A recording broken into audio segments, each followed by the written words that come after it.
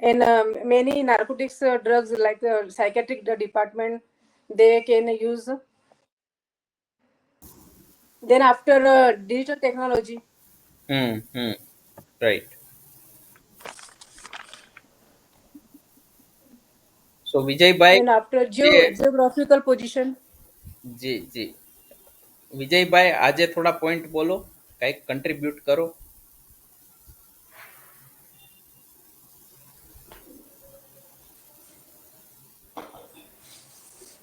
Unmute કરવું પડશે તમારે.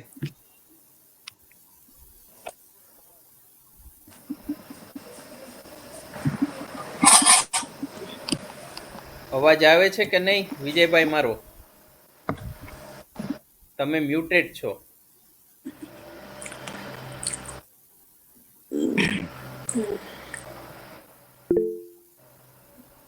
નહીં નહીં, મ્યુટેડ છો તમે. અનમ્યુટ કરવું પડશે, એટલે તમારો સાઉન્ડ નથી આવતો.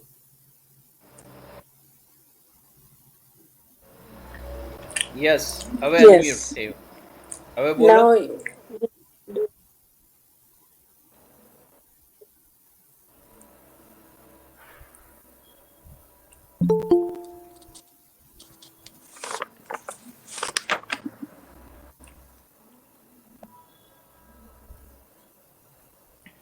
તમારો હવે કઈ સાઉન્ડ આવતો નથી. નહીં, નથી આવતો. કાંઈ વાંધો નહીં. તો ત્યાં સુધી તમે જુઓ, ટેકનિકલ ગ્લિચ છે. તો પ્રકાશભાઈ કંઈક બોલશે હવે. પ્રકાશભાઈ, કાલે આપણે ચર્ચા કરેલી એ બાબતે કોઈ પોઈન્ટ્સ રિવાઇઝ કરો થોડા.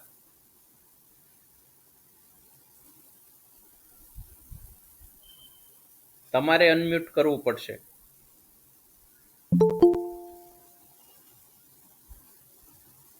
યસ આવ્યો યસ, હા, યસ યસ યસ. આવ્યો. હા હા, યસ યસ આવે છે, બોલો. હા તો એમાં જે પુનઃ સ્થાપનની એક વાત, હા એ દર્દીની ટ્રીટમેન્ટ થયા પછી જે એને પુનઃ વસવાટ માટેની સ્થાપન માટેની જે વાત છે ને, હા, એક એ મારા ધ્યાનમાં વધારે બેઠી.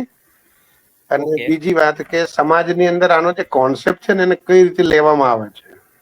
બીકોઝ પેલા આપણે ખાલી આગલા લેક્ચર નતો, પણ સામાજિક પરિબળો છે, આર્થિક છે, ધાર્મિક છે, મોગલ વખતના જે છે, અને આપણી જે ભૂગોળ છે, બરાબર, આવન જાવન માટેનો આપણો વિસ્તાર એ એક પ્રકારનું સ્ટેન્ડ પ્રોવાઈડ થતું હોય.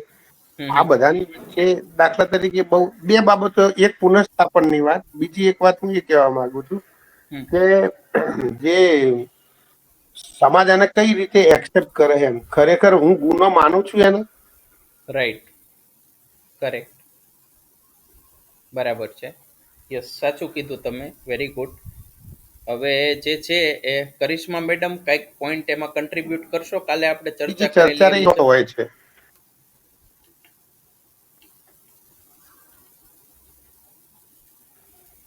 યસ, તમારો સાઉન્ડ ઇન બિટવીન ગયો. ઓકે, બરાબર છે. હા હા સર, હેલો. જી જી જી, કાલે આપણે થોડી ચર્ચા કરેલી એક બે મુદ્દા હા ઉપર. સર, એટલે આપણે ગઈકાલે જી જી બોલો. હા, આપણે સર રાજકીય અને કાનૂની માળખા માટે વાત કરી હતી કે એના માટે નાર્કોટિક્સ કંટ્રોલ બ્યુરો અને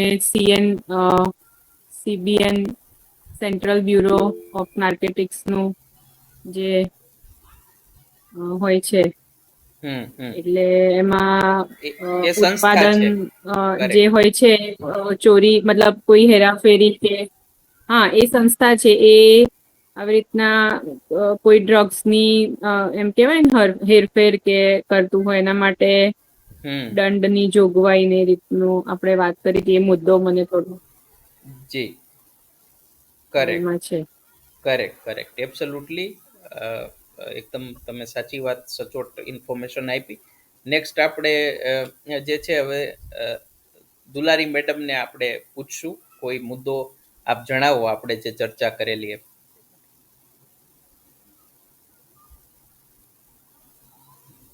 અનમ્યુટ કરવું પડશે તમારે.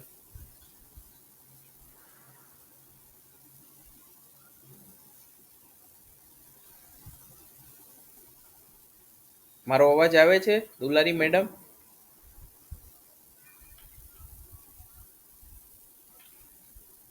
આઈ થિંક ક્વાઇક ટેકનિકલ ગ્લિચ હોઈ શકે. યસ, સોનાલી મેડમ, સો પાછા આપણે થોડું લાસ્ટમાં કન્ક્લુડ આપ કરી દો અને પછી આપણે આજનું સ્ટાર્ટ કરી.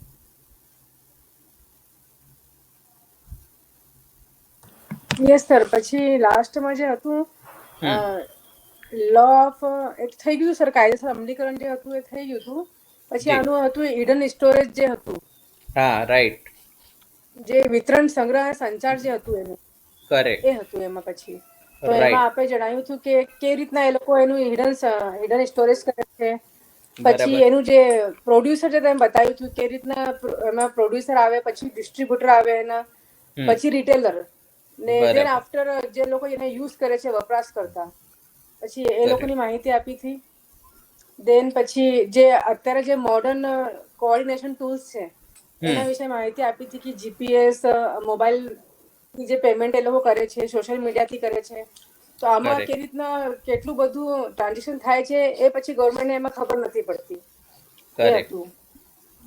પછી જે આ લોકોની સપ્લાય ચેન હતી, જે લોજિસ્ટિક ચેનમાં જે હતા કે જે બદલાવ આવ્યા હતા, જે પેપર થી કે મેસેજ થી જે એ લોકો એકબીજા જોડે કન્વર્સેશન કરે છે, એ હતું. રાઈટ, એના માટે એન્ક્રિપ્ટેડ પછી મેસેજ નો ને તોડફોડની જે યુઝ કરે છે. કામગીરી હતી એ હતી.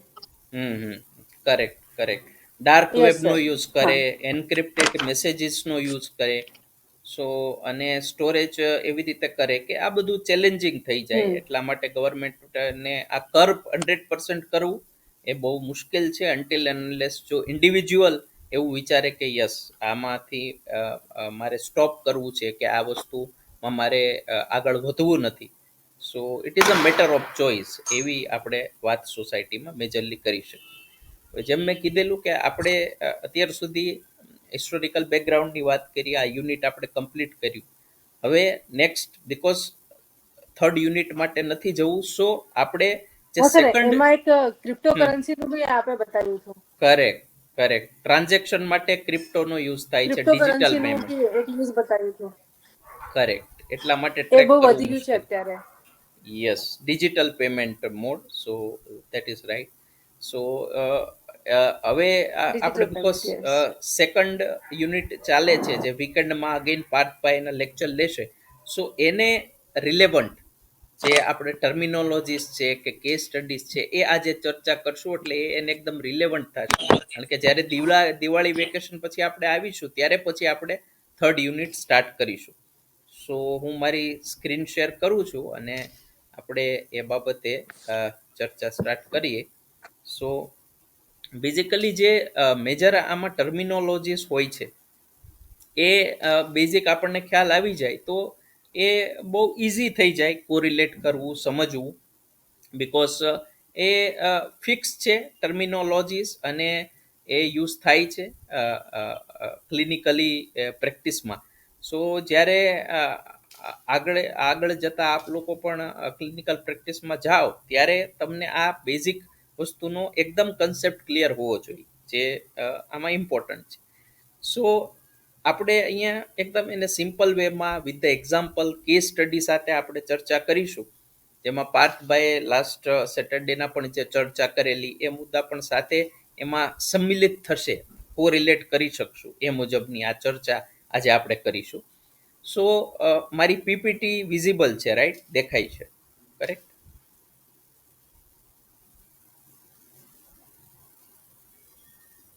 Yes, okay.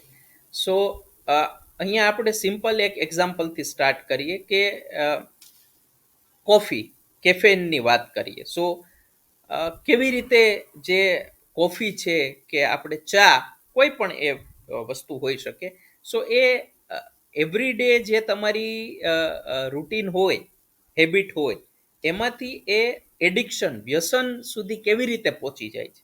તો એ માટે એક હાઇપોથેટિકલ આપણે એક કન્સેપ્ટ, અને આ સેમ વસ્તુ બધે જ અપ્લાય થશે. પછી આપણે એને ઇલિસિટ ડ્રગ્સની વાત કરીએ, સાયકોટ્રોપિક સબસ્ટન્સીસ, કે આપણે એલ્કોહોલની વાત કરીએ, એ બધા જમાં આ વસ્તુ સેમ આ જ મુજબ એપ્લિકેબલ થશે. પણ આપણે કોફી રાખીએ છીએ, it will be easy to correlate. So અહીંયા બેઝિકલી એક આપણો આનો ઉદ્દેશ્ય એ છે કે સામાન્ય રીતે જે એક એક્સેપ્ટેડ છે આપણી સોસાયટીમાં કે કોફી કેફેન એ ધીમે ધીમે જે છે એનો ઉપયોગ એનો કન્ઝમ્પશન થાય છે એ વિકારમાં કેવી રીતે પરિવર્તિત થાય છે એ આપણે સમજીએ. સો રિયા એવું આપણે એક હાઇપોથેટિકલ નામ લીધેલું છે એક વ્યક્તિનું કે રિયા જે છે એ 27 યર્સ ઓલ્ડ સોફ્ટવેર એન્જિનિયર છે અને કોલેજના સમયથી જ એને દરરોજ 1 કપ કોફી લેવાની એની આદત હતી. એ મિત્રો સાથે કેન્ટીનમાં પણ લેતી અને ઘરે પણ લેતી. સો આ એની હેબિટ હતી. હવે શરૂઆતમાં તો જ્યારે એ કોફી હતી એમાં એને જ્યારે એ સ્ટડી કરવા બેસતી ઘરે ત્યારે એ લેતી તો એને એવું લાગતું કે પછી લેક્ચર અટેન્ડ કરવા જાય કોફી પીને તો એને એવું લાગતું કે મને તો એનર્જી મળેલી છે, મારું ફોકસ વધી ગયેલું છે, હું અવેર છું, મને ઊંઘ નથી આવતી, એવી એને ફિલિંગ થતી. અને ધીમે ધીમે એ જે વસ્તુ છે ને એ એને હેબિટમાં ફેરવાઈ ગઈ અને ખ્યાલ ન રહી. તો કેવી રીતે? તો જ્યારે અર્લી રીઇન્ફોર્સમેન્ટ આના સ્ટેજીસ હોય કેવી રીતે અચાનકથી કોઈ જેમ પાર્થભાઈ કહેતા હતા ને કે લાસ્ટ સેટરડે લેક્ચરમાં કે અચાનકથી કઈ કોઈ એડિક્ટ નથી થઈ જતું કે આજે ચાલુ કર્યું ને કાલે તમે થઈ ગયું. બટ એના સ્ટેજીસ હોય છે, 1 by 1 એ થતું હોય છે અને એ સ્ટેજીસમાં જ્યારે વ્યક્તિ એને જુદું ન કરી શકે, એને જોઈ ન શકે કે હા આ નેગેટિવિટી તરફ જાય છે, મારે આની ઉપર એક્શન લેવું છે, ત્યાં સુધી આ વસ્તુ જે છે એ કર્બ નથી થતી અને પછી એડિક્શનમાં કન્વર્ટ થઈ જતી હોય છે. સો રિયાને યસ 2 to 3 years લાગે છે એવું વિજયભાઈ કે છે, કરેક્ટ પાર્થભાઈએ કીધેલું. સો અર્લી રીઇન્ફોર્સમેન્ટમાં આપણે વાત કરીએ. સો રિયાને લાગ્યું કે કેફીનથી એનો મૂડ સુધરે છે, કાર્યક્ષમતા વધે છે, એને એમ થયું કે ધીસ ઇઝ ગુડ, મને આનાથી ફાયદો થાય છે, બેનિફિટ થાય છે. પછી જેમ જેમ ટાઈમ જતો ગયો ને એમ એમ એ 1 કપની જગ્યાએ પછી 5 થી 6 કપ થઈ ગયા, એ એને ખ્યાલ ન આવ્યો. એ પણ આપણે જે ટોલરન્સની જે છે એ આપણે ચર્ચા એ ટર્મિનોલોજીસ ડિટેલમાં કરશું આગળ. સો એ ત્યાં ટોલરન્સ આવી ગયો એટલે 1 કપથી થતું ને 1 માંથી 2, 2 થી 3 એમ થતા થતા 5-6 કપ થઈ ગયા. એને થતું કોફી છે, કોફીમાં શું વાંધો છે, કઈ બીજો તો પ્રોબ્લેમ, બટ મને બૂસ્ટિંગ લાગે છે, મને એનર્જી, અને એમાં સાયકોલોજીકલ ફેક્ટર્સ પણ હોય. સો બે વસ્તુ કામ કરતી હોય, કેફેન પણ કામ કરે અને સાયકોલોજીકલ વસ્તુ પણ કામ કરે. સો એ બે વસ્તુ ક્યાંક ને ક્યાંક આગળ દોરી જાય છે. સો પછી શું થયું કે હવે જો એને કોફી ન મળે તો તલપ લાગી જાય, એને એમ થાય કે મારી લાઈફમાં કંઈક ખૂટે છે, મારો દિવસ જે છે એ બરાબર આજે ગયેલો નથી. જેમ કે તમે એક્ઝામ્પલ જોવો જ છો ચાનું જેને લોકોને એડિક્શન હોય, જો ચા ન મળે અમુક સમયે, એનો ટાઈમ ફિક્સ હોય કે મારે સવારે ઉઠીને પી લેવાની, સાંજે 4 વાગે મારે ચા પીવાની, હવે 4 વાગ્યાની જગ્યાએ જો એ 6 વાગી જાય તો એ વ્યક્તિને હેડેક સ્ટાર્ટ થઈ જાય છે, સિવિયર હેડેક. સો એ એડિક્શન, ચાનું એડિક્શન, સેમ વે કોફીનું addiction. So every person has different way. So એ આખું થતું હોય છે. સો હવે આ વસ્તુમાં હવે એના લક્ષણો કેમ પારખવા? સો ડિપેન્ડન્સ એન્ડ સિમ્પટમ્સ, કારણ કે આપણે જેમ વાત કરી કે ધીમે ધીમે સ્ટેપ વાઇઝ આ વસ્તુ થતી હોય છે. તો જો તમે અર્લી એને ડિટેક્ટ કરી લ્યો તો તમે એને કર્બ કરી શકો છો, ઇટ ઇઝ પોસિબલ. પછી એ તમે એડિક્શન તરફ નથી જતા. સો આ સ્ટેજ બહુ ઇમ્પોર્ટન્ટ છે. સો મારી સ્લાઇડ વિઝિબલ છે, રાઈટ? મેં ચેન્જ કરી છે, dependence and symptoms. So coffee ન પીધું એને કારણે માથાનો દુખાવો, ચીડચીડાપણું, થાક, આ બધા લક્ષણો સ્ટાર્ટ થઈ જાય છે વ્યક્તિમાં. પછી શું થાય કે હવે દરેક જગ્યાએ એ વસ્તુ અવેલેબલ ન હોય એવું બની શકે, બીકોઝ ચા આજકાલ ઇઝીલી અવેલેબલ થાય છે, કોફી ઘણી બધી જગ્યાએ નથી મળતી, એક્સેપ્ટ તમે સાઉથમાં હો તો it is very common. But દરેક જગ્યાએ બીકોઝ કોફીને હજી પણ થોડી લક્ઝરી વસ્તુ માનવામાં આવે છે અને કોફી થોડી કોસ્ટલી પણ. તમે કમ્પેર ટુ ચાની દુકાને જાઓ તો તમે 10 રૂપિયામાં ચા મળી જાય, 5 રૂપિયામાં પણ મળી જાય, બટ કોફી તમને 20 થી 25 રૂપિયામાં મળે છે. સો બધી જગ્યાએ ન મળી શકે. સો એને કારણે પછી રિયા ઇન્સ્ટન્ટ કોફી પેકેટ સાથે રાખતી કે ચલો હું દૂધ તો કોઈક જગ્યાએ અરેન્જ કરી લઈશ, કોફી મારી પાસે હોય તો વર્ક વિલ બી ડન. ઊંઘમાં ખલેલ, ચિંતા, હૃદય ધબકારાનો અનુભવ થવા લાગ્યો. એટલે જો એ વસ્તુ ન મળે, જો એને કોફી ન પીધી તો પછી માથાના દુખાવામાંથી પછી હવે એ આટલા ગહેરાઈ સુધી વયું ગયું કે હકીકતમાં કેફેન પીવાથી તમારી ઊંઘ ડિસ્ટર્બ થતી હોય છે. બીકોઝ એવું કે તમારે સૂવું હોય એના 5-6 કલાક પહેલા તમારે કોફી અવોઇડ કરવી. સો કેફેન તમારા બ્રેનને ટ્રિગર નથી. બટ અહીંયા ઉલટું પરિણામ આવ્યું છે. It is more psychological. So હવે અહીંયા એ આપણે પર્સ્પેક્ટિવ જોઈએ છે કે બ્રેન કેવું સાયકોલોજીકલી એ એડાપ્ટ કરી લે છે કે હવે આની સિવાય મારે નહીં ચાલે. સો હવે એને ઊંઘમાં ખલેલ થવા માંડી, એને જે છે એન્ઝાયટી વધી ગઈ અચાનકથી, હાર્ટ બીટ્સ વધી ગયા, તો આવા બધા એને જે છે એ સિમ્ટમ્સ આવવા માંડ્યા. હવે એને કારણે શું ઇમ્પેક્ટ થઈ? સો ઇમ્પેરમેન્ટ એન્ડ ઇમ્પેક્ટ એટલે જે પોતે રૂટીન વર્ક કરે છે, ઓફિસનું વર્ક કરતી હોય, અથવા તો રિલેશનશિપ છે ફેમિલી સાથે, મિત્રો સાથે, તો એમાં શું ઇસ્યુ થવા માંડ્યો? તો હવે બીકોઝ ઓફ ધીસ ડિપેન્ડન્સ હવે આ લાઈફમાં આખું અફેક્ટ થવા માંડ્યું છે એનું ડેઇલી રૂટીન. કેટલું આ ધીમે ધીમે જે છે એ નાની વસ્તુ આ ઘર કરતી જાય છે લાઈફમાં, એ અહીંયા આપણને આ કેસ સ્ટડીમાં જોવા મળે છે.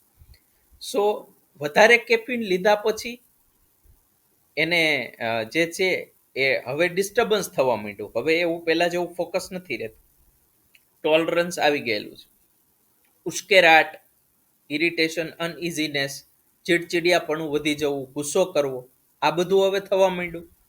કન્ઝ્યુમ કર્યા પછી પણ આ બધું થવા માંડ્યું.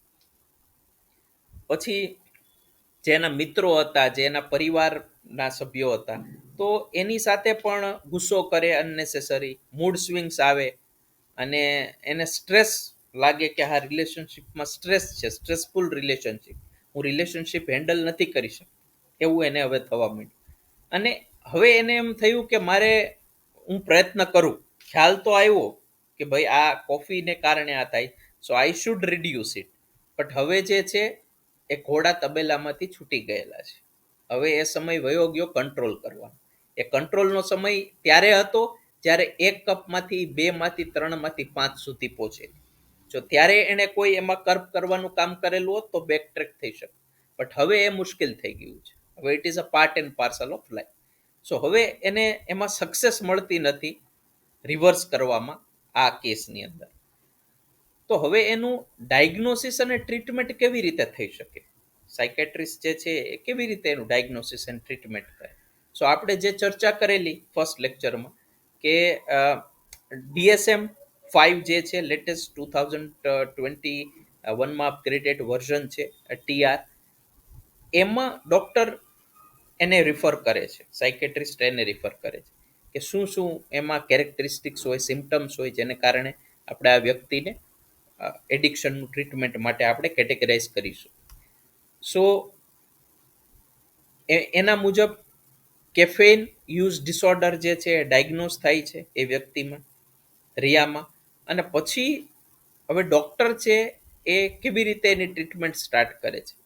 સો ધીમે ધીમે કેફેન ઘટાડવાની પ્રક્રિયા, એટલે રીઇન્ફોર્સમેન્ટ ટેકનિક યુઝ કરી, એને મોટિવેશનલ કાઉન્સેલિંગ કરી, જેમાં કાઉન્સેલિંગનો પણ રોલ આવતો હોય છે, એ બધું કરીને ધીમે ધીમે જે છે એને કોગ્નિટિવ બિહેવિયર થેરાપી, કે તમારી થોટ પ્રોસેસ ચેન્જ કરવાની છે, લોજિકલ થવાનું છે કે તમે એની ઉપર ડિપેન્ડન્ટ છો, તો એ બધું કરીને એ સ્ટાર્ટ થાય છે. પછી બિહેવિયરલ થેરાપી, બીકોઝ બિહેવિયર હવે એગ્રેસિવ થઈ ગયેલું છે, રિલેશનશિપમાં ઇશ્યુઝ આવે છે, ફેમિલી સાથે ચેલેન્જીસ આવવા માંડી, તો ત્યાં બિહેવિયર થેરાપી સાયકોલોજીસ્ટ દ્વારા કરવામાં આવે છે.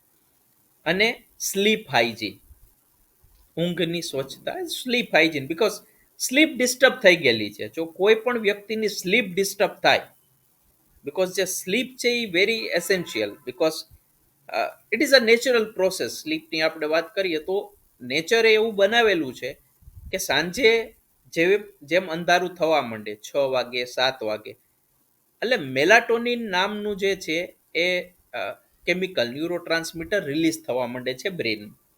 એટલે બ્રેન ઓટોમેટિક જે છે એ કોગ્નેટિવ પ્રોસેસિંગ બ્રેનની સ્લો થવા માંડે છે, બીકોઝ બ્રેનને હવે કમાન્ડ મળે છે કે હવે ટાઈમ જે છે એ આપણો વર્ક કરવાનો, ઓછો એક્ટિવિટી કરવાનો થઈ ગયેલો છે. એટલે ધીમે ધીમે પછી જો નેચરલ વેની પ્રોસેસની વાત કરીએ તો 10 વાગ્યા પછી 11 વાગ્યા સુધીમાં વ્યક્તિને ઊંઘ આવવા માંડે. પછી જેવો મોર્નિંગ ટાઈમ થાય, અર્લી મોર્નિંગ સનરાઈઝ થવાનો ટાઈમ થાય, એટલે એ મેલાટોનિન જે છે એ સિક્રેટ થવાનું ઓછું થતું જાય. એટલે જેવું મેલાટોનિન સિક્રેસી ઓછી થાય એટલે અગેન તમારું બ્રેન અવેકન થાય and you are fresh, you can do your work, cognitive processing તમારી powerful. So this is a natural process, એ તો આપણને ખ્યાલ આવી ગયો. બટ હવે જો તમે આજકાલ સ્ક્રીનનો યુસેજ, આપણે બધા એના વિક્ટીમ છીએ, લેટ સુધી મોબાઈલ ફોન જોતા હોઈએ છીએ, રીલ્સ જોતા હોઈએ છીએ કે ટેલિવિઝન, કારણ કે ઓટીટી આવવાથી આખી થિંગ્સ હેવ બીન ચેન્જ. સો એને કારણે શું થતું હોય છે કે આપણું એક સ્લીપ પેટર્ન છે એ ડિસ્ટર્બ થઈ ગયું. જો વ્યક્તિની સ્લીપ પેટર્ન ડિસ્ટર્બ થાય તો સૌથી પહેલો ડાયરેક્ટ અસર ડાયજેશન ઉપર થતી હોય છે.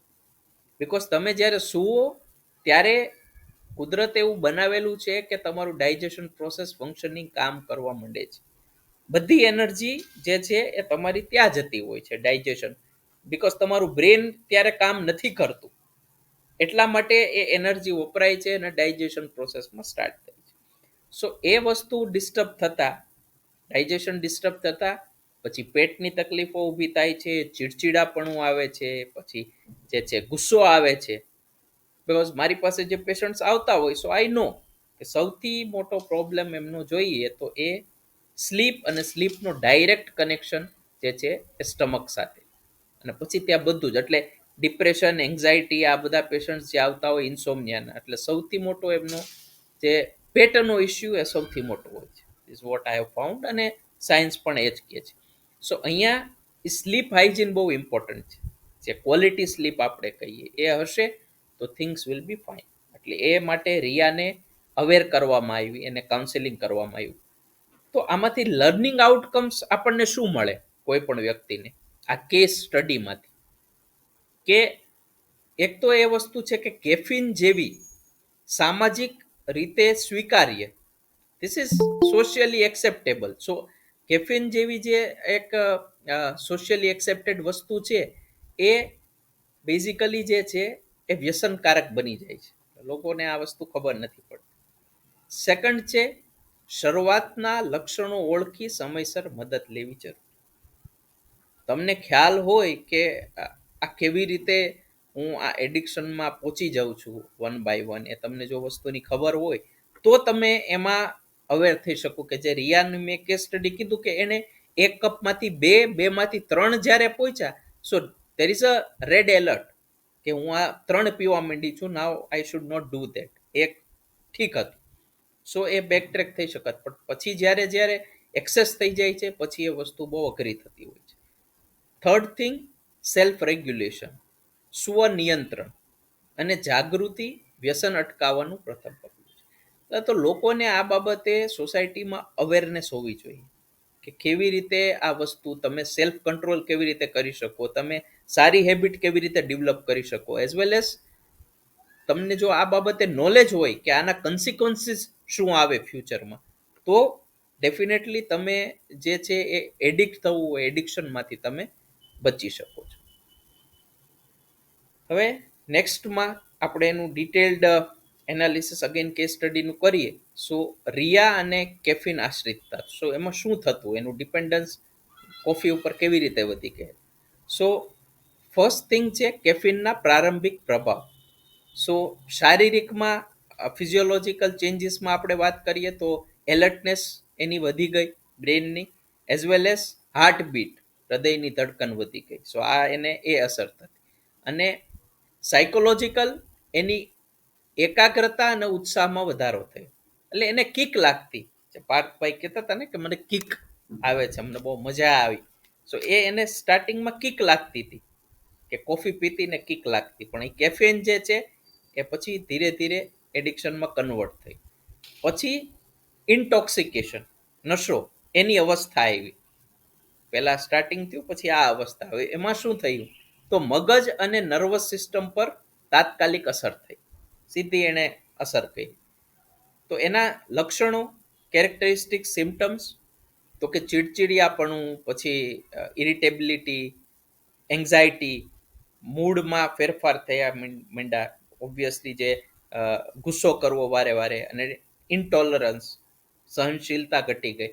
પછી જે છે એ ડિસિઝન મેકિંગમાં ઇમ્પેક્ટ થવા માંડ્યું, કે જે નોર્મલ રૂટીનમાં પણ. પછી બોલવામાં ચાલવામાં અસ્થિરતા. સો આ બધા એના જે છે એ સિમ્ટમ્સ વધવા માંડ્યા.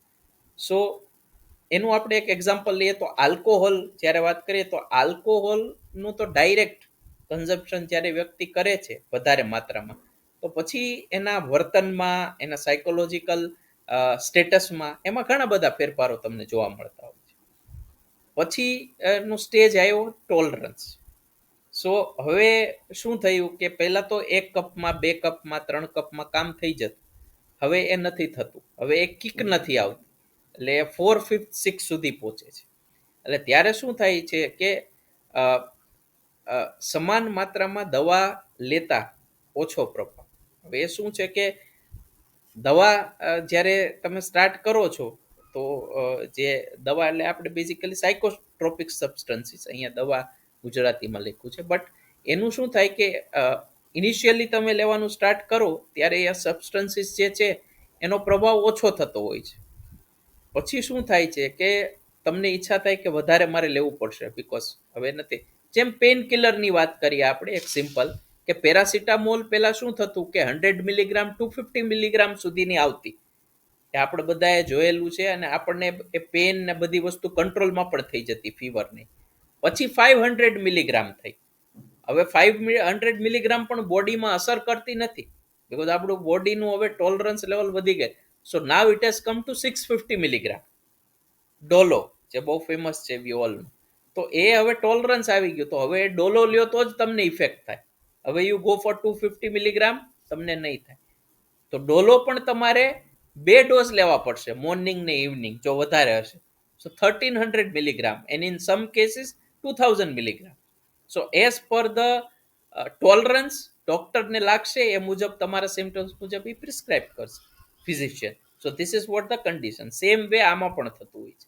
અને ડિપેન્ડન્સ, પછી ડિપેન્ડન્સ તમને એની સિવાય જે છે એ તમારી વસ્તુ પછી ચાલવાની નથી આગળ, તમને ચાલશે નહીં એના. પછી વિડ્રોઅલ સિમ્ટમ્સ. આ સેમ આપણે જે ચર્ચા કરીએ છીએ, સેમ જે મેં કીધું, એલ્કોહોલ, ડ્રગ્સ, બધામાં આ વસ્તુ લાગુ પડે જ છે, સેમ વસ્તુ. જસ્ટ આપણે અહીંયા કેફીન લીધું. સો વિડ્રોઅલ સિમ્ટમ્સમાં શું થાય કે કેફીન ઓછું કે બંધ કરતા દેખાતા લક્ષણો. સો પછી એના લક્ષણો લાગે, ઓછું કરવામાં આવે તો ઓબ્વિયસલી એ વ્યક્તિ જ્યારે ટ્રીટમેન્ટમાં ગો થ્રુ કરતો હોય એને ઓછું કરવામાં આવે તો એને વિડ્રોઅલ સિમ્ટમ્સ દેખાય. તો એના શું લક્ષણો હોય? તો કે માથાનો દુખાવો, અગેન હેડેક સ્ટાર્ટ થઈ જાય, કોફી ન મળે, કોફી ન લે એટલા માટે કન્ઝ્યુમ ન કરે, ઊંઘ આવવાનો ઇસ્યુ થાય, ચીડિયાપણું અને એન્ઝાયટી. આ એના વિડ્રોઅલ સિમ્ટમ્સ જે છે એ આવે. ડ્રગ્સની વાત કરીએ ત્યાં એક્સ્ટ્રીમ થતું હોય છે. વી ઓલ નો કે આપણે મૂવીઝમાં, ઓટીટીમાં કદાચ પર્સનલી ન જોયું તો આપણે જોયેલું જ છે કે જે ડ્રગ એડિક્ટ હોય એ કેવું બિહેવિયર કરે, કેવા એગ્રેસિવ થઈ જાય, કે આલ્કોહોલની ટ્રીટમેન્ટ કરતા હોય ને એના વિડ્રોઅલ સિમ્ટમ્સ કેવા સિવિયર હોય. So that is what happens. પછી સબસ્ટન્સ યુઝ ડિસઓર્ડર, એટલે એમાં શું છે? તો એમાં એ જ છે કે શારીરિક, માનસિક અને વર્તનાત્મક લક્ષણોના સમૂહ. સો એ ત્રણેયનું કોમ્બિનેશન થતું હોય છે. હવે કેફેનમાં તો એટલું બધું જે છે એ ફિઝિકલ કોઈ એમાં વાયોલન્સ કે પછી એક્સ્ટ્રીમ પોતાને હર્ટ કરવું એ બધું નથી થતું. બટ જ્યારે આપણે સબસ્ટન્સ યુઝની વાત કરીએ ત્યારે એમાં વ્યક્તિ પોતાને પણ હર્ટ કરી શકે છે અને બીજાને પણ કરી શકે છે એક્સ્ટ્રીમ કેસ. સો એ બહુ વધારે પડતું એના બિહેવિયરમાં જે છે એ વસ્તુ દેખાવા મળે છે. વ્યક્તિને ખબર હોય છે કે આનાથી નુકસાન થાય છે, છતાંય એ એના વગર કંટ્રોલ નહીં કરી શકે, લેવું જ પડશે. એને આપણે જોઈએ છે, વી ઓલ આર અવેર કે સિગરેટના બોક્સ ઉપર જે છે એ ઓલરેડી મેન્શન કરેલું હોય છે કે cigarette smoking is injurious to health, અને ગવર્મેન્ટે ઇવન કેન્સરસ જે ફોટોગ્રાફ હોય એવા પણ મૂક્યા કે કદાચ આ જોઈને વ્યક્તિ એમ થાય કે આ ન કરવું જોઈએ, ગુટકા ને પાન મસાલામાં, છતાંય લોકો કરે જ છે. Because now the control has gone. લત, એડિક્શન એટલે આપણે ગુજરાતીમાં એને લત કહી. સો એ શબ્દને બદલે આપણે ક્લિનિકલ શબ્દનો ઉપયોગ કરીએ, ઉપયોગ વિકાર એવો ગુજરાતીમાં એનો આપણે અર્થ કરીએ. સો એ બેઝિકલી એ વર્ડ સાયન્ટિફિકલી આપણે વાત કરીએ તો એનો યુઝ થતો હોય છે રાધર દેન લત, બીકોઝ લત જે છે એ ક્લિનિકલ આપણે એને બોલી ન શકીએ, બીકોઝ આપણે જુગારની લત છે એવું નોર્મલ રૂટીનમાં બોલતા હોય, એટલે that is not the clinical word. So ઉપયોગ વિકાર જે છે ગુજરાતીમાં એડિક્શનનો એ ક્લિનિકલ જે છે એ એનો વર્ડ છે એપ્રોપ્રિએટલી. નાવ અગેન આપણે આની ઉપર ચર્ચા કરીએ. સો પૂરતી ઊંઘ અને આરામ. ખબર કેમ પડે કે રિયા જે ટ્રીટમેન્ટ લે છે કેફેન સબસ્ટન્સ કેફેન યુઝ ડિસઓર્ડરની, સો એની ટ્રીટમેન્ટમાં હવે જે સાયકેટ્રિસ્ટ છે, કાઉન્સેલર છે, એને સેશન્સ આપે છે, તો શું એને રિઝલ્ટ મળે છે? સો પૂરતી ઊંઘ ને આરામ, હવે એનું બેટર થતું જાય છે, પૂરતી ઊંઘ થાય છે અને આરામ ઓકે ફાઇન થાય છે, બેક ઓફ ટ્રેક થવા માંડે છે વિધાઉટ કેફેન. અને અસરકારક અભ્યાસ અને સમય વ્યવસ્થાપન પદ્ધતિ. હવે રૂટીનમાં એને ઓફિસ વર્ક કરવું છે, સ્ટડી કરવું છે, તો એમાં એને કોઈ પ્રકારની હવે એવી પહેલાં જેવી ખલેલ નથી લાગતી કે વિધાઉટ કોફી હું ફોકસ ન કરી શકું, કે હું પરફોર્મ ન કરી શકું, કે પ્રોજેક્ટ ઉપર કામ ન કરી શકું. સો આ આપણને ખ્યાલ આવે છે કે આ વ્યક્તિ હવે એડિક્શનમાંથી ધીમે ધીમે બહાર આવે છે. કેફેન એડિક્શન ઇઝ સ્ટીલ ઇઝી એમાંથી આઉટકમ કરવું, બીકોઝ એ કોઈ એટલું બધું સિવિયર નથી, જે મુજબ એના આપણે કેરેક્ટરિસ્ટિક્સ પણ જોઈએ છીએ, સિમ્ટમ્સ પણ જોઈએ. એટલા માટે એ વ્યક્તિ કદાચ ઓછા સમયની અંદર એને યોગ્ય ટ્રીટમેન્ટ લે તો એ બહાર આવી શકે છે અને રિલેપ્સના ચાન્સીસ ઘણા ઓછા થઈ જાય. પણ આ સેમ વસ્તુ આપણે સાયકોટ્રોપિક સબસ્ટન્સીસ કે આલ્કોહોલ સાથે કમ્પેર ન કરી શકીએ ઇન ધ ટ્રીટમેન્ટ ફેઝ. બાકી બધા આપણે સિમ્ટમ્સ ને બધું વાત કરીએ કે એ બધું સિમિલર છે, બટ ટ્રીટમેન્ટમાં જ્યારે સબસ્ટન્સની વાત કરીએ તો એ ડેફિનેટલી એમાં રિલેપ્સના ચાન્સીસ ઘણા બધા થતા હોય છે. સો એ વસ્તુ એમાં ઓલરેડી આપણને ખ્યાલ છે જ એ બાબત. હવે વ્યાપક પરિણામોની વાત કરીએ તો વ્યક્તિગત આરોગ્યમાં ઓબ્વિયસલી એનું ઇસ્યુ થવાનો જ છે, હેલ્થ ચેલેન્જીસ થાય છે. પછી સોસાયટીમાં જે રિલેશનશિપ છે એમાં ઇસ્યુ થવા માંડે છે, ફ્રેન્ડ સર્કલમાં, રિલેટિવ્સમાં. વ્યાવસાયિક, સો વર્કમાં ડેફિનેટલી જે છે એ કાર્યક્ષમતા વ્યક્તિની ઘટી જાય છે, જે પરફોર્મ કરવાની જે એક ક્ષમતા છે રિઝલ્ટ ઓરિએન્ટેડ એ ઘટતી હોય છે. અને સામાજિક બીજો પાસો જોઈએ તો આર્થિક નુકસાન. કાં તો તમે એડિક્શનમાં વધારે પૈસા નાખો છો, otherwise treatment is also costly, લાંબા સમય સુધી ચાલે, તો ઓબ્વિયસલી આર્થિક નુકસાન તો થતું જ હોય છે વ્યક્તિ. હવે જે છે એ ધીસ ઇઝ ધ ગ્રાફ. આ 2000 to 2019 સુધીનો ગ્રાફ છે, જેમાં તમે જુઓ તો વર્લ્ડના જે મેજર કન્ટ્રીઝ જે છે એનું આ ગ્રાફમાં બતાવેલું છે કે પોપ્યુલેશન જે છે એ આલ્કોહોલ અને ડ્રગ યુઝ ડિસઓર્ડર એમાં કઈ કન્ટ્રીમાં સૌથી વધારે અને કઈ કન્ટ્રીમાં સૌથી ઓછું થાય છે. સો નાઇજીરિયામાં તમે જુઓ, હવે કદાચ post Covid things would have been definitely change, છતાંય ચેન્જ થોડો ઘણો થયો હોય, એ એક્સ્ટ્રીમ ન હોય કે લાસ્ટ વાળા ફર્સ્ટ થઈ જાય, એટલો બધો ન હોય, થોડો ઘણો ડેફિનેટલી થયો હશે, that's for sure. So Nigeria 1% any population જે છે આલ્કોહોલ એન્ડ સબસ્ટન્સ યુઝ ડિસઓર્ડરની અંદર એમાં હોય છે, આવે છે. ઇન્ડિયા જે છે વિચ ઇઝ અગેન અરાઉન્ડ 2%. સો ઇન્ડિયામાં જે છે એ તમે જુઓ તો એના ગ્રાફમાં જે એક 2000 થી 2005માં ઘણો બધો વધારો આવેલો, પછી 2010 થી 15માં થોડું ડાઉન ગયેલું, પછી થોડું ઉપર જઈને 19માં અગેન ડાઉન ગયેલું. સો ઇટ ઇઝ ઓલમોસ્ટ 2%ની આસપાસ. ચાઇનામાં પણ તમે જુઓ તો ચાઇના ઇન્ડિયાથી વધારે ઉપર આવે છે, so that is there. Across the ગ્લોબમાં તમે જુઓ તો 2% છે એનું કન્ઝમ્પશનનું. અને આર્જેન્ટિના ને ફ્રાન્સ, સી તમે દે આર ડેવલપ કન્ટ્રીઝ, તો ત્યાં વધારે તેનું કન્ઝમ્પશન છે માત્ર. અને યુકેની અંદર તો ઓર વધારે, અગેન 4 to 5%ની વચ્ચે, અને યુએસ ટોપ ઉપર છે. સો એબ્સોલ્યુટલી યુએસની આપણે વાત કરીએ તો એ ખરેખર અત્યારે ટોપ ઉપર આવતું હોય છે. સો એ અત્યારે પણ તમે ત્યાં કમ્પેરેટિવલી આપણે જોવો તો ત્યાં કન્ઝમ્પશન વધારે થતું હોય છે. યસ પાર્થભાઈ, કાંઈ એડ કરવા માંગશો? અચ્છા, કદાચ થઈ ગયું હશે. So basically this is what the scenario. આપણને એક આ સિનેરિયો બતાવે છે કે કયા મુજબ એલ્કોહોલ અને સબસ્ટન્સ યુઝ ડિસઓર્ડરની કન્ડિશન અક્રોસ ધ ગ્લોબ ચાલે છે. હવે જે છે એ ડાયગ્નોસ્ટિક ક્રાઇટેરિયા. સો જે પાર્થભાઈ લેક્ચરમાં ડિસ્કસ કરે છે સેમ એને જે છે એ આ એની સાથે સાથે આ વસ્તુ ક્લિયર તમને ઓર થશે.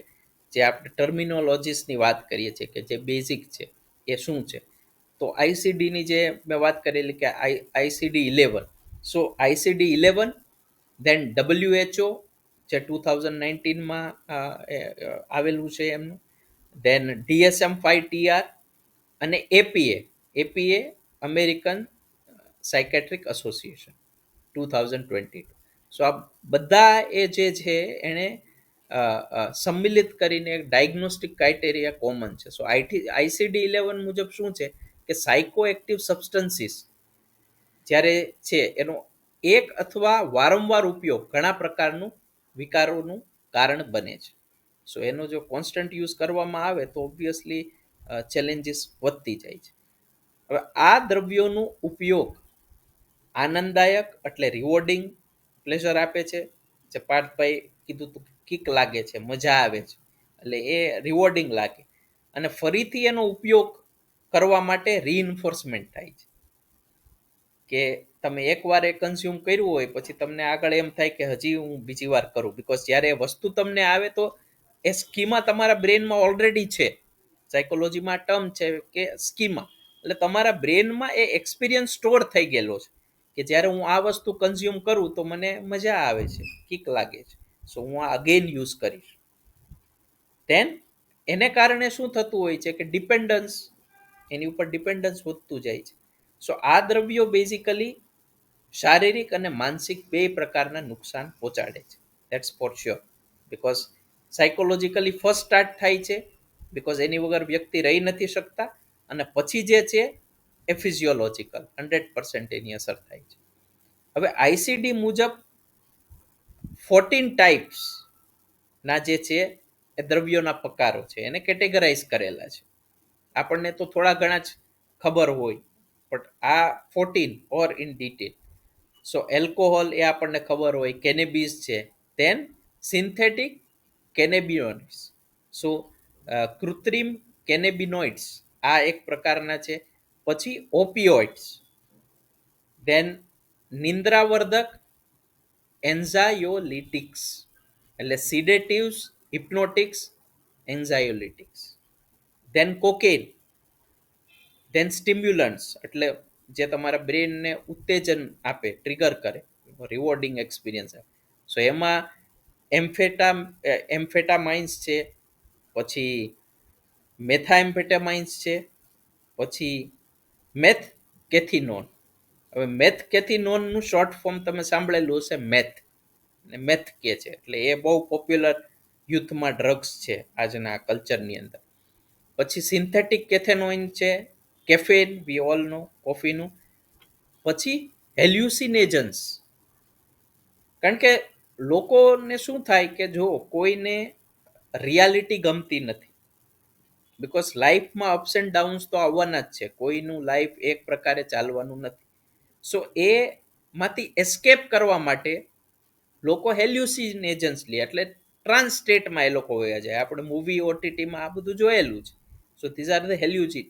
સો એ હેલ્યુજીનોસ લે એટલે શું થાય કે રિયાલિટીથી માણસ પરે થઈ જાય. એ પરે થવાને કારણે એને મજા આવે, બીકોઝ એ ટેમ્પરરી એટલા અવર્સ માટે એ સ્ટ્રેસ એ બધું જ એને દૂર થઈ જાય. એટલે એકવાર જ્યારે આવો રિવોર્ડિંગ એક્સપિરિયન્સ થાય એટલે પાછું એને કન્ઝ્યુમ કરે. પછી ધીમે ધીમે થોડા ચેલેન્જીસ લાઈફમાં ને સ્ટ્રેસ આવે તો પણ વ્યક્તિ એની ઉપર ડિપેન્ડ થવા માંડે કે બસ મારે તો એ ટ્રાન્સ સ્ટેટમાં જ રહેવું છે. સો એ એવું કામ કરતું હોય છે. પછી નિકોટીન છે, સિગરેટ વિઓલનો, ધેન વોલેટાઇલ ઇન્હેલન્ટ્સ એટલે વાઇપ્સ, જે લોકો વાઇપ્સને યુઝ કરતા હોય. So these are the thing. Then MDMA, MDA, so આ છે. અને વિભાજક દ્રવ્યો એટલે ડિસોસિએટિવ ડ્રગ્સ જેમ કે કેટામાઇન એન્ડ પીસીપી. સો આટલા બધા ડ્રગ્સના ડિટેલ્ડ પ્રકારો જે છે એની કેટેગરીઝ છે એ મુજબ જે છે એ અહીંયા આઈસીડીએ ક્રાઇટેરિયા આપ્યા છે. હવે DSM-5 મુજબના જો આપણે ક્રાઇટેરિયા જોઈએ કે સાયકેટ્રિસ્ટ છે તો એ કેવી રીતે કેટેગરાઇઝ કરે કોઈ વ્યક્તિને કે ભાઈ આને આ વ્યક્તિને ડિસઓર્ડર થઈ ગયેલો છે કે આ વ્યક્તિને એડિક્શન નો કેટેગરીમાં કયા મુજબ કયા લેવલનું એડિક્શન છે, ક્યારે એને એડિક્શન થયું છે એવું આપણે કહી શકીએ. સો ક્રાઇટેરિયા, સો એમાં અગેન પહેલી વસ્તુ જે આવે છે એ ઇમ્પેર્ડ કંટ્રોલ. સો જ્યારે વ્યક્તિ નિયંત્રણ કોઈ વસ્તુ ન કરી શકે રૂટીનમાં, થોટ પ્રોસેસમાં, એક્ટિવિટીમાં, સો પહેલું તો એ છે. સેકન્ડ છે સોશિયલ ઇમ્પેરમેન્ટ, સોશિયલ રિલેશનશિપમાં અને ઇન્ટરેક્શનમાં ચેલેન્જીસ આવવા માંડે, રિસ્કી યુઝ. અને ફોર્થ છે ફાર્મેકોલોજીકલ ક્રાઇટેરિયા એટલે ટોલરન્સ એન્ડ વિડ્રોવલ. સો સિવિયારિટીના આમાં શું સ્તરો છે? સો એક તો છે માઇલ્ડ, એટલે 2 થી 3 લક્ષણો હાજર હોય તો વ્યક્તિને માઇલ્ડ એડિક્શનનો ઇસ્યુ છે. મોડરેટ 4 થી 5 લક્ષણો હોય તો ઓબ્વિયસલી એ છે. અને સિવિયર એટલે 6 થી વધારે લક્ષણો હોય તો એ સિવિયર કેટેગરીમાં વ્યક્તિ આવતો હોય છે.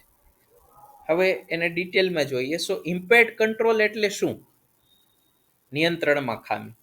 સો વ્યક્તિ અપેક્ષિત કરતા વધુ માત્રામાં અને વધુ સમય સુધી દ્રવ્ય લે છે, એટલે કોઈ પણ પ્રકારનું એલ્કોહોલ હોય કે ડ્રગ્સ હોય, સાયકોટ્રોપિક સબસ્ટન્સીસ હોય, એનીથિંગ. સો વધુ માત્રામાં લે તો એક્ઝામ્પલ છે કે કોઈ વ્યક્તિ જે છે એ 2 ડ્રિંક્સ એને લીધી, પેલા વિચારે કે મારે 2 જ લેવી છે, પછી 6-8 લઈ લે કે ચલો ને આજ લઈ લઈએ, એમ મજા આવે છે, બધા સાથે છે, ફ્રેન્ડ સર્કલ. સો એવી રીતે એની ઇન્ટેન્સિટી વધી ગઈ, કન્ઝમ્પશન વધી ગઈ. પછી ક્રેવિંગ એટલે બસ મારે જોઈએ છે, એમ મને મજા નથી આવતી. સો એની તીવ્ર ઈચ્છા સતત થયા કરે જ્યાં સુધી એ વ્યક્તિ લે નહીં, રાઈટ. પછી છે જીવનમાં કાર્ય અને પરિવાર કરતા દ્રવ્ય પ્રાથમિક બની જાય છે. સો વી ઓલ નો કે જે લોકો આ વસ્તુમાં સફર કરતા હોય, એડિક્ટેડ હોય, સો એમની માટે પછી બીજું સેકન્ડરી કોઈ વસ્તુ થતું નથી. ડોમેસ્ટિક વાયોલન્સના cases which is very common. એલ્કોહોલને આપણે જોતા હોઈએ છીએ કે કેવી રીતે છોકરાઓને એની વાઈફને સફર કરે છે બિકોઝ હસબન્ડ જો એડિક્ટેડ હોય. પછી દ્રવ્ય મેળવવા, વાપરવા અને તેના પ્રભાવમાંથી સાજા થવામાં ઘણો સમય જાય છે. એટલે ઇટ ડિપેન્ડ્સ ઓન ધ સિવિયારિટી. જે મુજબ સિવિયારિટી એ મુજબ સમય જશે. બટ ઓબ્વિયસલી એ જવાનું, એનર્જી પણ જવાની, અને ફાઇનાન્શિયલી તો ઇકોનોમિકલી તો ફટકો પડવાનો જ છે, એ શ્યોર છે. સોશિયલ ઇમ્પેરમેન્ટની વાત કરીએ તો દ્રવ્ય વપરાશ જીવનના અન્ય મહત્વના ક્ષેત્રોને અસર કરે છે. સોશિયલી, રિલેશનશિપ વિથ ફ્રેન્ડ્સ, પછી કુલીગ સાથે ઓફિસમાં કે વર્કમાં, કે જે છે એ રિલેટિવ્સ, તો એ સંબંધોમાં પણ અસર થતી હોય છે. કામ, ઘરેલું જવાબદારીઓ અને મિત્રતા એને ઇગ્નોર કરવામાં આવે છે. વ્યક્તિ મિત્રો અને કુટુંબથી દૂર રહેવા, બીકોઝ સી રિયાલિટી ને એ લોકો જે છે ફેસ કરવા માંગતા જ નથી. સો નાવ બીકોઝ રિલેટિવ્સ ને ફ્રેન્ડ્સ એવું જ કહેવાના કે આ બંધ કરી દે, ધીસ ઇઝ નોટ રાઈટ. સો એમને એ વસ્તુ સાંભળવી ગમતી નથી. સો એ લોકોથી દૂર થવા માંડે છે, એક ડિસ્ટન્સ છે. જૂઠું બોલવું, છુપાવટ કરવી એ સામાન્ય બની જાય છે, અને પરિણામે સંબંધો તૂટે છે અને સામાજિક એકલતા વધે છે. એ તો થવાનું જ છે અલ્ટિમેટલી, બીકોઝ તમે જ્યારે એ ટાઈપનું કરો સો એનું રિઝલ્ટ એ આવવાનું જ છે. હવે રિસ્કી યુઝમાં શું આવે? સો જોખમી જે ઉપયોગ કરે, સો વ્યક્તિ દ્રવ્યનો ઉપયોગ એવી પરિસ્થિતિમાં કરે છે જ્યાં કાયદાકીય અને શારીરિક જોખમ હોય. બીકોઝ આપણે જ્યારે સાયકોટ્રોપિક સબસ્ટન્સીસની વાત કરીએ કે ઓવર ધ કાઉન્ટર અમુક મેડિકેશન્સ ઇનલીગલી લોકો યુઝ કરવા માટે લે છે. સો ઓબ્વિયસલી એના જે છે એ લીગલી પણ ખોટું છે, અને ફિઝિયોલોજીકલ તો એ ડેમેજ કરવાનું જ છે. સો એના ઉદાહરણ શું છે? ગુપ્ત રીતે ડ્રગ્સ લેવું, એટલે ગુપ્ત રીતે લોકો છુપાઈને જ લેતા હોય છે. ગુજરાતમાં આપણને ખબર છે કે એલ્કોહોલ બેન છે, પણ છતાંય છુપી રીતે બધાય બેફામ એનો ઉપયોગ કરે છે. જોખમી યૌન સંબંધ, ઓબ્વિયસલી. દેન અજ્ઞાત રસાયણો સાથે દ્રવ્ય લેવું, મિક્સ કરીને સબસ્ટન્સ યુઝ કરે છે એલ્કોહોલમાં, કોલ્ડ ડ્રિંકમાં, દેટ વી ઓલ. અને હાનિકારક પરિણામો જાણ હોવા છતાં ઉપયોગ ચાલુ રાખવો એ જોખમી વલણનું લક્ષણ. એવું નથી કે the person is illiterate or doesn't know, જે આપણે એક વર્ગની વાત કરીએ એડ્યુકેટેડ, એને બધી જ ખબર છે છતાં પણ એ કન્ઝમ્પશન કરશે જ. હવે ટોલરન્સ. સો ટોલરન્સ એટલે સહન ક્ષમતા. એક લિમિટ આવી ગઈ પછી એ લિમિટની ઉપર જે છે તમારે જવું પડશે. સો સમાન માત્રામાં જો એ લીધા કરે કે ભાઈ ચલો કોઈ વ્યક્તિ હું 2 પેક પીશ દારૂના, 2 પેક પીવે છે, પછી 6 મહિના, 1 વર્ષ, 2 વર્ષ, 2 પેકમાં કિક નથી લાગતી. સો એ 3, 4, 5, જેમ રિયાના કેસમાં આપણે કેફીનની વાત કરી, સેમ અહીંયા એ થતું હોય. સો એ પછી વધારે લેવું પડે છે. જેમ મેં પેઇન કિલરનું એક સિમ્પલ એક્ઝામ્પલ આપ્યું, હવે આપણે વધારે લેવી પડે છે પેઇન કિલર, પાવર, મિલીગ્રામ. દેન તો એના શું કારણો શું છે કે આવું કેમ થઈ જતું હોય છે? તો કે શરીર દ્રવ્યને ઝડપથી મેટાબોલાઇઝ કરવા લાગે છે. હવે નેચરે એવું બનાવ્યું છે કે આપણે જેવી રીતે ફૂડ ખાઈએ છીએ તો it is a normal process. Normal regular તમે હેલ્ધી ફૂડ ખાઓ તો તમારું મેટાબોલાઇઝેશન સિસ્ટમ જે હોય એ બહુ સારી હોય. સેમ વે હવે બોડીને એ ખબર નથી કે તમે ફૂડ લ્યો છો કે ડ્રગ લ્યો છો કે શું કરો છો. એનું તો કામ જે છે એ સિસ્ટમ ઓટોમેટિકલી કરવાની જ છે. સો તમે જ્યારે કોઈ વ્યક્તિ ડ્રગ્સ લેવા માંડે, સો સેમ વેમાં એનું મોટેબલાઇઝેશન, બીકોઝ બોડીએ એડાપ્ટ કરી લીધું છે, સો એનું પાચન, એનું મોટેબલાઇઝેશન ફટાફટ થશે. સો તમને હવે એવી ઇમ્પેક્ટ નહીં આવે જે પહેલા આવતી. સેકન્ડ, મગજની રાસાયણિક પ્રક્રિયાઓ દ્રવ્યની હાજરી સાથે એડજસ્ટ થઈ જાય છે. એટલે આ વસ્તુ પણ એમાં થઈ જાય છે કે એ મળી ગયું, it is a common routine thing. Now brain require something more. રૂટીનથી હવે મોર જોઈએ છીએ આપણે લાઈફમાં કોઈક ઇમ્પેક્ટ લાવવા માટે કે કોઈ ચેન્જ તમને એનો લાવવા માટે. વિડ્રોઅલ. સો વિડ્રોઅલમાં વિરલ લક્ષણો. સો વિડ્રોઅલમાં શું થાય છે કે લાંબા સમયથી દ્રવ્ય લેતા વ્યક્તિ અચાનક જો બંધ કરે તો શારીરિક અને માનસિક લક્ષણો દેખાય છે. એક ઝટકામાં કરે એટલે તે દિવસે કહેતા હતા ને પાર્થભાઈ કે માતાજી પાસે મેં લઈ લીધું છે, આ મેં પેલા જગ્યાએ જઈને મેં આ મૂકી દીધું, આ કરી દીધું. એવું કરી તો દીધું, પણ પછી શું થાય કે તમને એ કર્યા પછી બીજા ત્રીજા દિવસે અચાનકથી તમને લક્ષણો તલપ લાગવા માંડે, મજા ના આવે. સો શારીરિક લક્ષણોમાં શું થાય તો કે નિંદ્રા ના આવી, ઊંઘ નો આવે, ઉલટી થવા માંડે, વોમિટિંગ, તાવ, ઠંડી, માથું દુખવું. માનસિક લક્ષણોમાં સાયકોલોજીકલમાં વાત કરીએ તો એન્ઝાયટી, ચિંતા થવા માંડે, ઉદાસીનતા, ડિપ્રેશન જેવું થોડું લાગવા માંડે, ચીડિયાપણું, ઇરિટેશન, ફોકસ કોઈ વસ્તુ ઉપર ન રહી. સો આ જ્યારે બધું થવા માંડે ને ત્યારે બધું જ ભૂલાઈ જાય કે માતાજી પાસે ગયા હતા, કે મેં મારા વાઈફને પ્રોમિસ કર્યું હતું, કે છોકરાને પ્રોમિસ કર્યું. હવે આમાંથી મારે નીકળવું છે, એટલે શું કરવું તો કે મારે પાછું એ કન્ઝ્યુમ કરવું જ પડશે તો જ મને મજા. અને પાછું જે એને ચાલુ કર્યું પાછી એને એમાંથી રિલીફ મળી. સો એ રિલીફ જે ફાઇટ કરવાની વસ્તુ હતી એ ફાઇટ હવે કરવાની ક્ષમતા નથી મારામાં, એટલે મેં વિચારી લીધું કે બસ હવે આ મને એસ્કેપ રૂટ મળી ગયો. So again the person will start consuming the same. So એ પાછું એડિક્શન એનું ચાલુ થાય. આવી રીતે આ circle vicious, this is a vicious circle. પછી શું છે કે જો આપણે એમાં કન્ક્લુડ કરીએ કે આ જે 4 માપદંડોની આપણે વાત કરેલી કે જે ઇનિશિયલ સ્ટેજથી કે શું છે તો કે ભાઈ ઇમ્પેર્ડ કંટ્રોલ, સોશિયલ ઇમ્પેરમેન્ટ, પછી જે છે રિસ્કી યુઝ અને ટોલરન્સ અને વિડ્રોઅલ. સો આ જે આપણે ચર્ચા કરી, સો આનાથી આપણને ખ્યાલ આવે છે કે આ જે માપદંડો છે જે આઈસીડી અને DSM-5 TRથી આ બધા જે આવેલા, સો એ તીવ્રતા અને એનું સ્વરૂપ સમજવામાં એક તો મહત્વપૂર્ણ કામ કરે છે. સાયકેટ્રિસ્ટને ખ્યાલ આવી જાય કે આની કેવી ઇન્ટેન્સિટી છે, એઝ વેલ એઝ આનું કયા પ્રકારની આપણે લાઇન ઓફ ટ્રીટમેન્ટ કરી શકીએ, લગભગ કેટલો સમય લાગી શકે. દેન અસરકારક સારવાર માટે વ્યવહારિક, માનસિક અને ઔષધીય હસ્તક્ષેપોની જરૂર છે. હવે આ ટ્રીટમેન્ટ જે છે એ ફક્ત સાયકેટ્રિસ્ટ કે કાઉન્સેલર કરશે એવું નહીં ચાલે. ફેમિલીનો પણ એમાં મોટો રોલ છે. ફેમિલીને પણ તમારે એડ્યુકેટ કરવું પડશે, સાયકો એડ્યુકેશન, કાઉન્સેલિંગ કરવું પડશે, અને દવા જે સાયકેટ્રિસ્ટ પ્રિસ્ક્રાઇબ કરે એ રેગ્યુલર લેવી પડશે.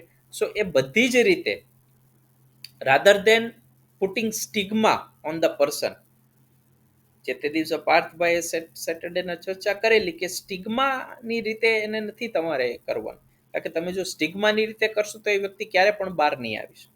સો એ તમારે એની સાથે એ રીતે વર્તન નથી કરવાનું અને એને સપોર્ટ કરવાનો છે કે તમને એની સાથે એમ્પથી છે. સિમ્પથી પણ આપણે વાત કરીએ તો સિમ્પથી તો આર્ટિફિશિયલ એક વસ્તુ થઈ જાય કે તમે એક દેખાવ કરો છો, but empathy means somewhere you feel. Exact એવું તમે ફીલ ન કરી શકો, પણ somewhere you feel the condition of the individual કે યસ સપોર્ટ છે, અમે સમજીએ છીએ, you don't worry, we are with you, બધું જ સારું થઈ જશે, everything will be fine. So એવી જ્યારે એને સપોર્ટ મળતો હોય છે ફેમિલી મેમ્બરનો, મિત્રો, સો રિકવરી જે છે એ ફાસ્ટ થતી હોય છે. ફક્ત દવાથી કંઈ થવાનું નથી, કારણ કે દવા કન્ઝ્યુમની સાથે આ વસ્તુ પણ બહુ જરૂરી છે. સપોર્ટ જો નહીં મળે તો it will be very difficult. Now last, આ જે છે એ આપણે અગેન એ same, it is the same thing જે આપણે જોયેલું. So that's the same graph, but this is something basically કે આ આપણને દેખાડે છે કે કેવી રીતે આની સિવિયારિટી છે જે એલ્કોહોલની છે, સબસ્ટન્સ યુઝ ડિસઓર્ડર. સો આજે જે આપણે આ ટર્મિનોલોજીસની ચર્ચા કરી, વિચ ઇઝ વેરી કોમન છે, પાર્થભાઈ લેક્ચર લે છે એમાં આ કોમન છે, આ આવશે. એટલે આ શું છે કે યુ કેન ઇઝીલી કોરિલેટ. આપણે બહુ ડિટેલમાં, કારણ કે એવું બધું પોસિબલ નથી કે દરેક વખતે બધી વસ્તુ ડિટેલમાં થઈ શકે. આજે આપણે એ સમય હતો, ફર્સ્ટ યુનિટ કમ્પ્લીટ કર્યું, એટલે આપણે વિચાર્યું કે આ વસ્તુ કરીએ, બિકોઝ પાર્થભાઈના લેક્ચર ચાલે છે. So you can correlate the thing easily. જ્યારે આ ટર્મ્સ યુઝ કરે તો એમને ફરીથી એક્સપ્લેન ન કરવું પડે ઇન ડિટેલ, બિકોઝ હવે તમને ખ્યાલ છે કે આ ટર્મ્સ છે which are very common. Case સ્ટડીઝથી આપણને ખ્યાલ આવ્યો કે કેવી રીતે સિમ્પલ વેમાં એક કેફીનનું એક્ઝામ્પલ કરીને આપણે કેવી રીતે એને બીજા એડિક્શનની વસ્તુ સાથે આપણે સમજી શકીએ કે કેવું એમાં થતું હોય છે. અને આપણે એક ક્રાઇટેરિયા, ડાયગ્નોસ્ટિક ક્રાઇટેરિયાની વાત કરી કે કેવી રીતે જે છે એ આમાં ડાયગ્નોસિસ ઇન્ડિવિજ્યુઅલ સેલ્ફ પણ કરી શકે, ફેમિલી પણ કોઈક જગ્યાએ હેલ્પ કરી, અને ઇનિશિયલી જ આ વસ્તુને કર્બ કરવામાં હેલ્પ કરી હતી. તો એ બહુ સારું થાય, ઇટ ઇઝ પોસિબલ. સો આ મુજબ આપણે ચર્ચા કરી. હવે કોઈને કાંઈ ક્વેશ્ચન હોય, એનીથિંગ, કોઈ કમેન્ટ હોય, સો they can say if anything is there. Concept clear થયો? આપણે જે ટર્મિનોલોજીસની વાત કરી, ચર્ચા કરી with the example, right? Anything? Sonali madam, કાંઈ કમેન્ટ તમારે કરવાની હોય તો?